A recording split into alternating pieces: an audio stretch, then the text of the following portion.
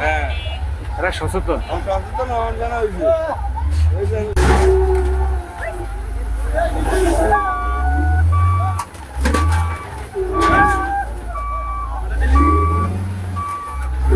আজকে জেলা প্রশাসকের কার্যালয় কুমিল্লা চাঁদপুর থেকে আমরা কুমিল্লা লালমাই রোডের খাজুরিয়া পর্যন্ত আমরা সপ্তাহব্যাপী একটা উচ্ছেদ কার্যক্রমের গ্রহণ করেছি।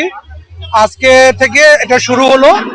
আমরা প্রায় 270 প্লাস ছোট বড় স্থাপনা এগুলো আমরা নির্ধারণ করেছি, যেগুলো আমাদের উচ্ছেদ কার্যক্রমের আওতাভুক্ত। এটা পর্যায়ক্রমে চলবে।